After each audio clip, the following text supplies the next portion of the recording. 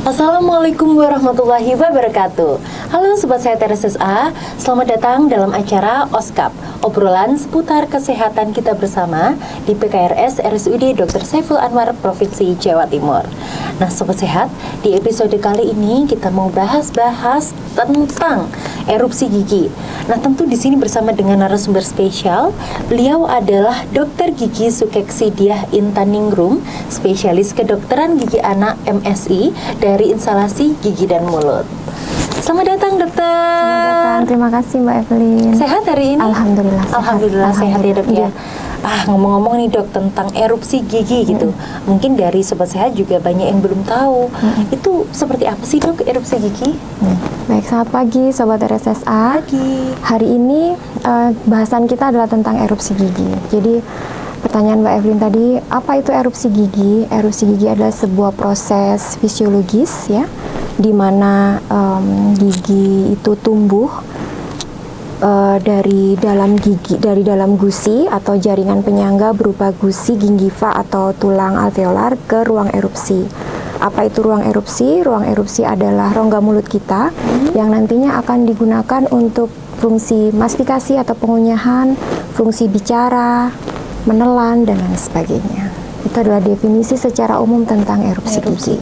Nah, kalau mungkin dari segi nutrisi dokter yang diberikan kepada anak itu, apakah bisa mendukung erupsi yang sempurna gitu? Ya, jadi berdasarkan beberapa jurnal penelitian, erupsi gigi itu banyak faktornya. Yang faktor paling utama yang memegang 78% terjadinya erupsi gigi ini adalah pasti faktor keturunan genetis.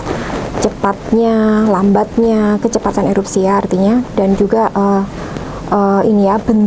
bentuk dari giginya tersebut, ataupun juga dengan komposisinya itu adalah ditentukan oleh faktor genetik sekitar 78%. Faktor lingkungan yang salah satunya adalah faktor nutrisi itu hanya memegang 20%, dan faktor nutrisi sendiri hanya 1%. Lalu apakah dari 1% itu tidak juga diberikan porsinya 1%? Tidak juga. Yang pasti konsumsi makanan yang baik yang mendukung pertumbuh kembangan tulang rahang dan gigi itu yang pasti adalah vitamin D gitu ya, sayur-sayuran, susu gitu ya, yang mengandung kalsium ya? Pastinya, dan itu bisa didapat dari berbagai macam makanan dan susu yang dikonsumsi oleh anak-anak. Jadi rasanya tidak perlu penambahan semacam suplemen gitu ya, itu hanya sebagai additional saja. Tapi yang utama adalah dari konsumsi makan anak-anak itu sendiri, itu sudah cukup. Gitu. Nah kalau mungkin dari usianya dok, mungkin anak-anak ini sudah mulai ada erupsi gigi itu, orang tua nih harus tahu itu usia berapa dok? Ya, jadi setiap individu itu mengalami 2 kali proses erupsi. Yang pertama adalah erupsi gigi sulung, gigi susu, dan yang kedua adalah erupsi gigi permanen. Erupsi gigi sulung atau susu itu bermula di kisaran usia 5-6 bulan dan berakhir di 24 bulan. Sedangkan fase gigi permanen itu bermula di usia 5-6 tahun dan berakhir di 12-13 tahun. Saya bawa ini ya. Ini ya. Nah, kita bawa pantum. Di sini Sobat RSSA boleh dipersani gitu ya, bahwa yang keluar ini adalah gigi susu. Sedangkan yang masih di dalam ini adalah gigi permanen. Dilihat bahwa urutannya berbeda-beda. Ada yang masih di atas sekali, di bawah sekali, ini seperti ini. Ada yang sudah hampir mendekati ruang erupsi. Nah, ruang erupsi itu ini ruang erupsi. Jaringan penyangga itu mana? Gusi atau kita sebut dengan gingiva dan tulang alveolar ini. Ini namanya jaringan penyangga. Nah, bayangkan ketika jaringan keras atau gigi ini harus keluar ke ruang erupsi, berarti banyak sekali tahapan yang dilewati. Kalau kita bicara umur, contoh ya Mbak, ini semacam tumbuhnya ada di sini. Sebenarnya yang terjadi adalah seperti ini. Gigi ini seri nomor 1 gigi permanen yang akan menggantikan gigi seri 1 gigi sulung. Kisaran berapa usianya? Kisaran usia 6 tahun, 5-6 tahun. Kemudian ketika seri 1 kanan kiri bawah ini tumbuh, akan diikuti kemudian pada usia 7-8 tahun adalah seri kedua atas. Ini yang dilihat. Nah, ini gigi permanen penggantinya. Ya, begitu seterusnya siksak atas bawah sampai di usia 11, 12, maksimal 13 tahun. Mana gigi terakhir yang terakhir kali tumbuh itu adalah gigi canines, gigi taring. Makanya kenapa kalau kita lihat ada beberapa orang yang gingsul itu, Iya, betul. taringnya ada di luar, itu karena memang urutan erupsinya paling belakang. Ditambah lagi dengan ketersediaan tempat dari gigi yang dimensi ukurannya lebih besar daripada gigi susu ini cukup memakan tempat, sehingga banyak yang berdesakan, Mungkin banyak yang gingsul, gingsul itu dikarenakan betul, itu urutan gitu. tumbuh kembangnya yang memang di belakang. Oke. Nah, kalau mungkin dari sobat sehat dok, terutama yang orang tua baru pertama kali punya anak gitu ya. Usia berapa orang tua ini harus langsung konsultasi mungkin ke dokter gigi atau ya ngecek gitu? Jadi dari rekomendasi American Pediatric Dentistry yang pasti ketika gigi susu tumbuh kisaran 6 bulan itu sudah mulai dilakukan pemeriksaan. Saat Apakah embryasi betul? gitu ya? Apakah boleh sebelumnya? Oh jelas boleh. Jadi kita akan memahamkan orang tua gitu ya, seperti memberikan edukasi begitu bahwa oh ini sekitaran umur 6 ibu harus siap-siap dengan gigi ini saja yang tumbuh.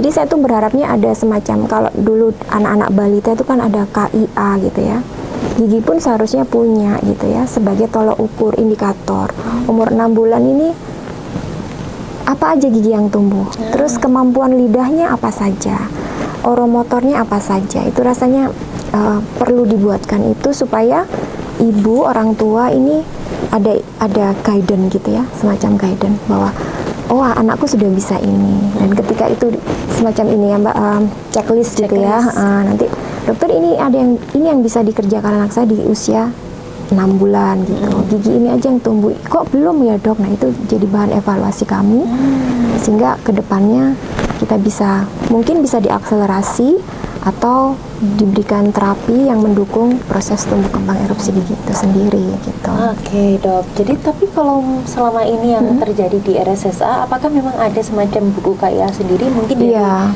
Himu?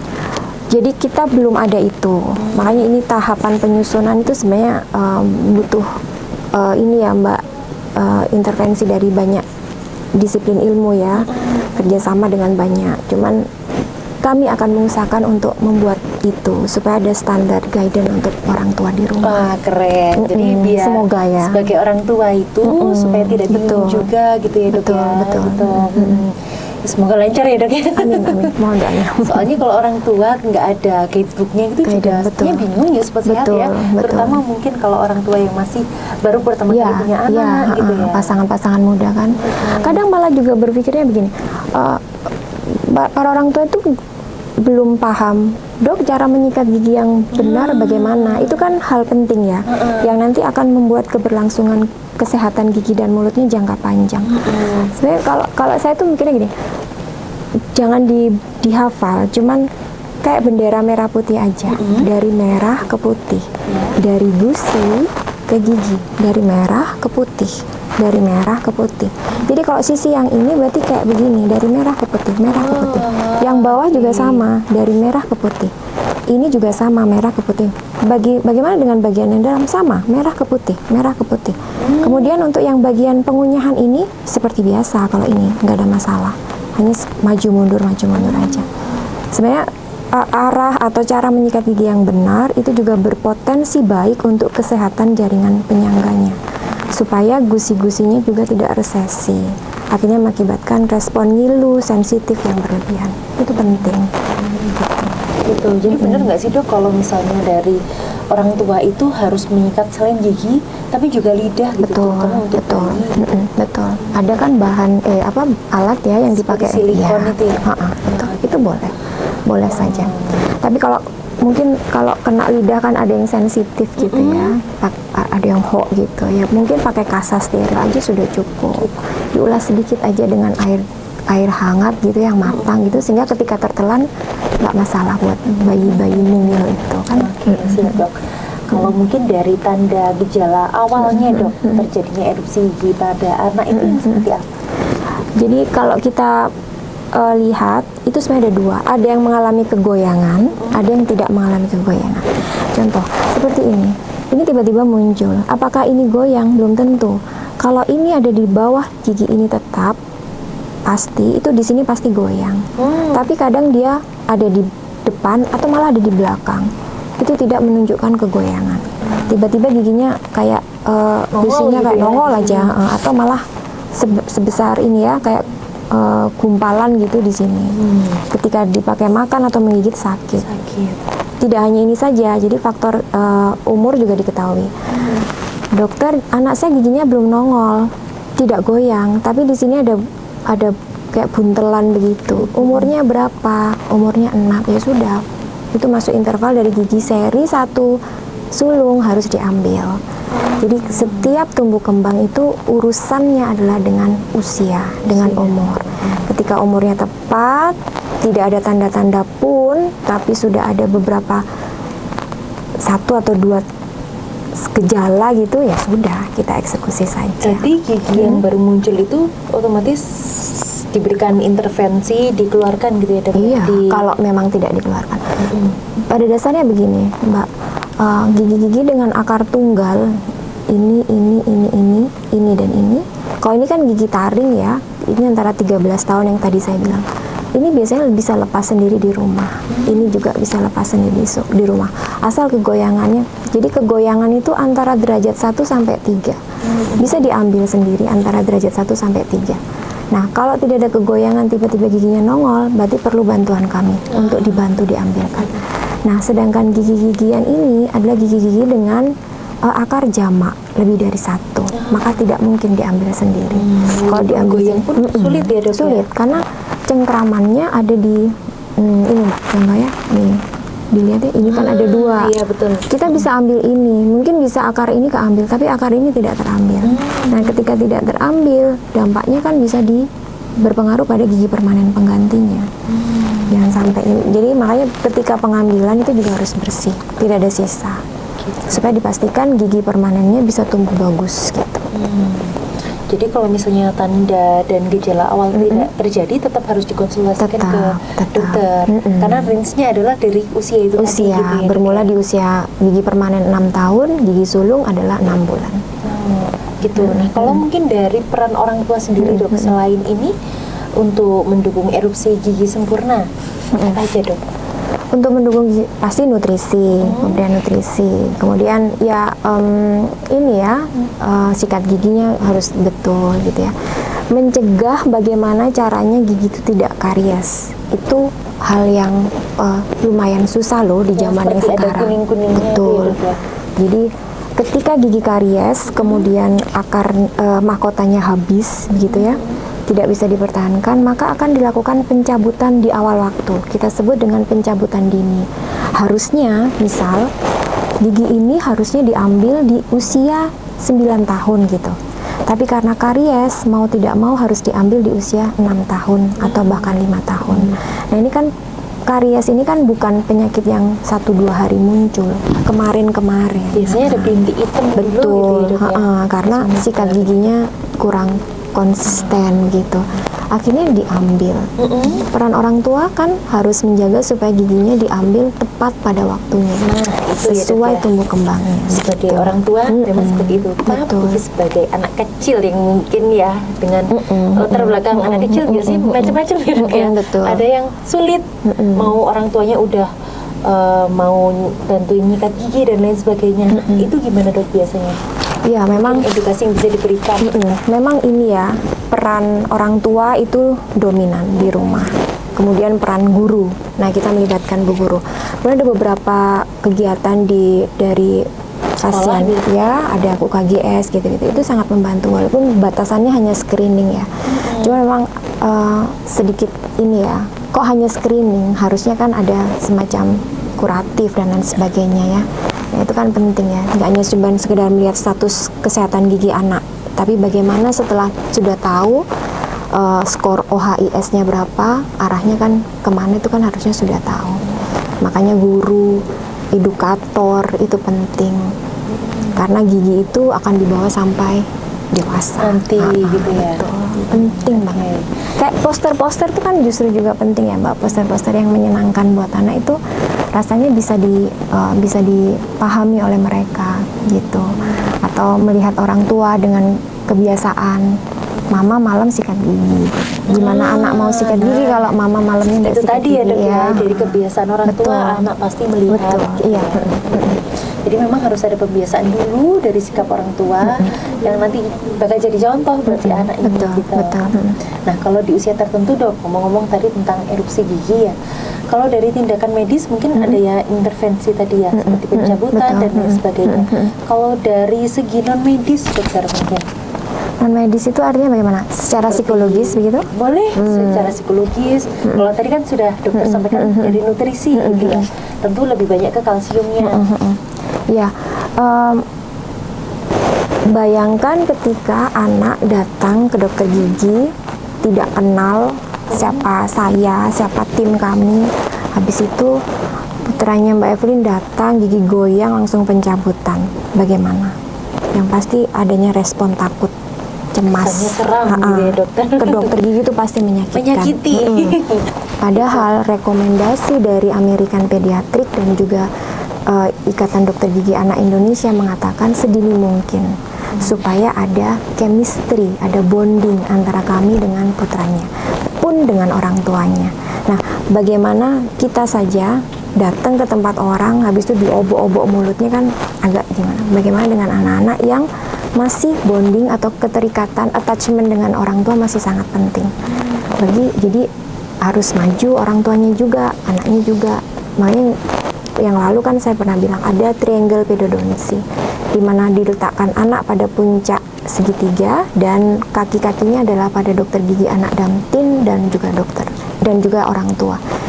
Garisnya adalah berkesinambungan. Tujuannya adalah itu, supaya nggak cuman butuh itu ketika datang pencabutan sudah menyakiti, tapi bagaimana ketika datang itu seneng gitu kan, oh dokter gigi itu menyenangkan gitu, seneng kok gitu, nggak akhirnya pada tahapan umur 6 tahun pada pencabutan dia sudah oh cuman begini aja gitu. Memori itu yang terbentuk itu seharusnya dipupuk ya sampai mulai dari dini sampai ke jadi depannya. kalau dari situ berarti banyak dong dok pasien anak kecil yang datangnya dalam kondisi hati bahagia ke dokter gigi. Banyak ya. tapi lebih banyak yang itu tadi Mbak, datang-datang sudah sakit, datang-datang harus dicabut, datang-datang kondisinya sudah skor atau indeks kesehatan giginya sudah jelek gitu.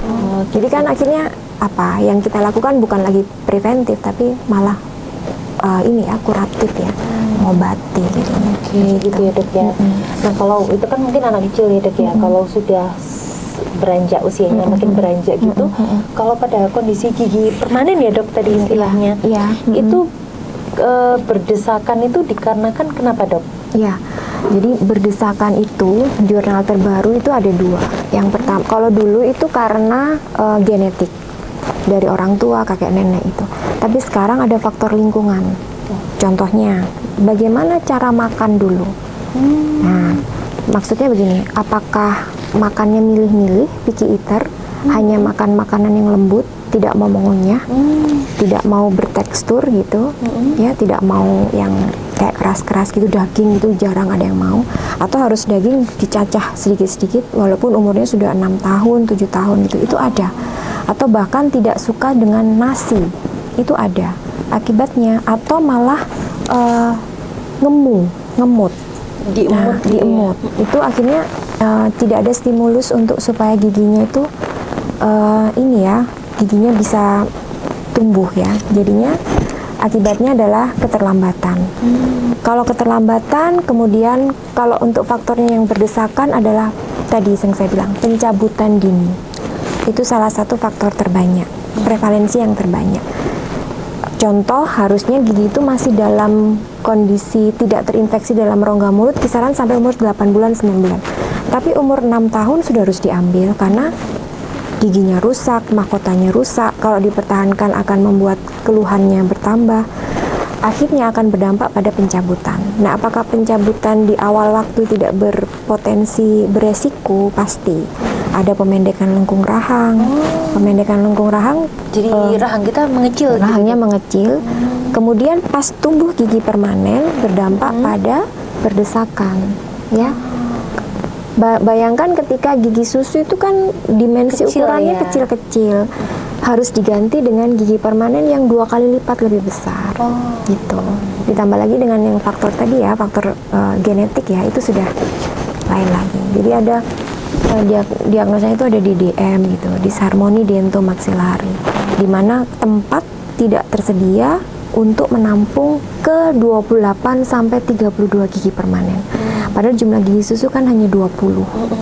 Ini harus 28 sampai 32 dalam kondisi yang lengkungnya yang bagus. Dan diawali dengan gigi susunya itu sudah gini Mbak, udah rapet-rapet begini. Makanya ketika gigi susu rapet, itu potensi untuk terjadinya berdesakan itu lebih besar. Lebih bagusnya adalah gigi susunya itu agak berjarak. gitu ya. Gitu. Itu mungkin yang dirasakan sama pasien ya, mungkin karena rapat tadi ya, Dok, Iya. ya. Itu sakit, ngilu atau gimana, Dok?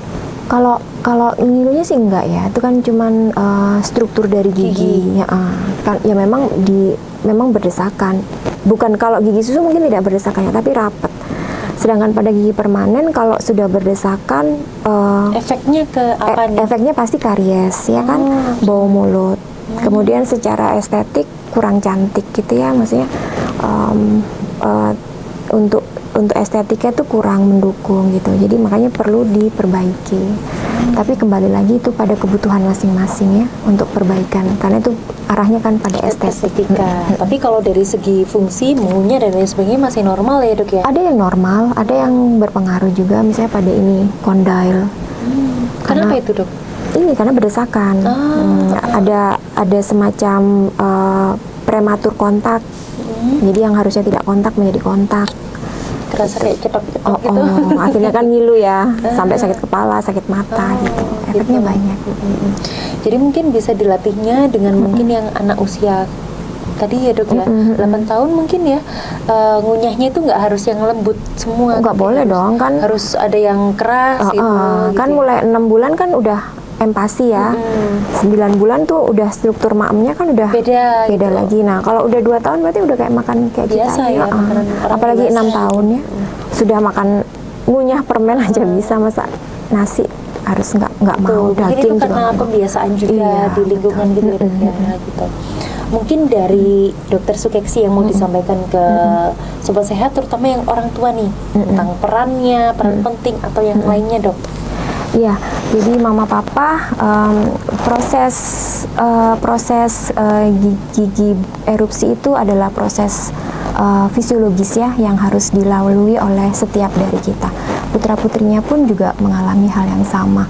Yang perlu panjenengan lakukan adalah monitoring saja, supervisi gitu. Kalau sakit boleh dikasih paracetamol, kumur air garam hangat, berikan makanan-makanan yang bertekstur lembek dulu gitu ya, baru ketika gejala atau keluhan berkurang boleh diberikan tekstur yang seperti biasanya, dan boleh kontrol ke dokter gigi minimal 2 kali dalam setahun, 6 bulan sekali gitu. Oke, dan itu tentu harus rutin ya, Dok ya, setahun ada 2 kali gitu ya. Minimal ya Mbak. Minimal ya, Bu. Maksimalnya ada? Maksimal kalau skor atau indeks kesehatan giginya jelek ya pasti lebih sering ya, karena kunjungannya harus berulang. Sesuai rekomendasi Iya, dokter betul, juga kalau betul. maksimalnya. Betul, gitu betul. ya. Iya, betul. Baik, nah sebelum mencapai maksimal tadi tentu harus upaya preventif dulu ya, Dokter Iya, ya, betul. gitu. Nah, mungkin Dok yang terakhir nih, Bapak Ibu juga bingung nih Sobat Sehat, biasanya kalau ke dokter gigi itu pertama yang ditanyakan untuk konsultasi giginya anak ini apa sih, Dok, gitu.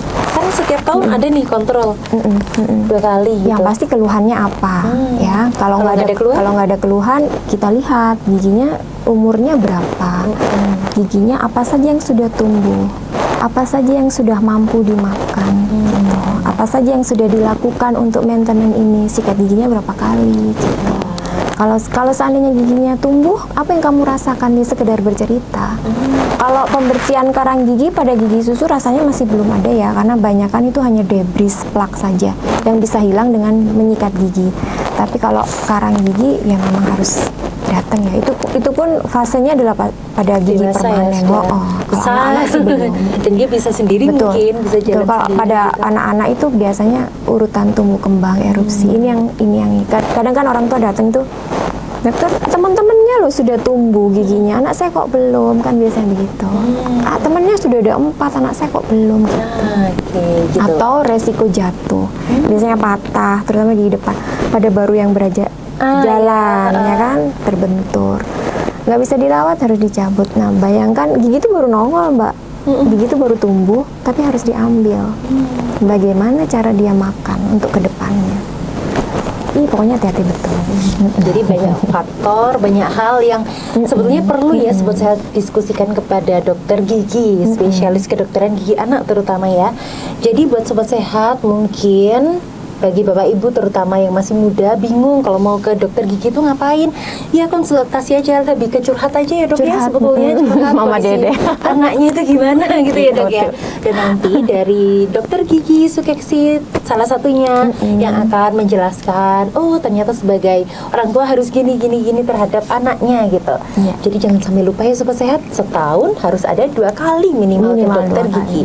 Baik, terima kasih banyak Terima kasih, dokter. Mbak Evelyn. Terima Semoga ilmu kasih. yang diberikan Terima kasih. bermanfaat sekali. Terima untuk kasih. sobat sehat gitu ya. Iya, terima Dan kasih. dokter Sukeksi semoga sehat selalu ya. Amin. Terima kasih, Mbak Next time Evelyn kita juga. bertemu lagi. Oke, insya Bahas yang Allah. lain mungkin Insya boleh. Allah. Insya Allah. Iya, terima kasih. Baik sobat sehat, semoga kita semuanya sehat selalu ya. Terima kasih. Dan itu tadi informasi dari Dokter Gigi Sukeksi Dia Intan Ningrum, spesialis kedokteran gigi anak MSI dari instalasi gigi dan mulut. Saya Evelyn dan sampai jumpa di episode berikutnya. Wassalamualaikum warahmatullahi wabarakatuh. Assalamualaikum.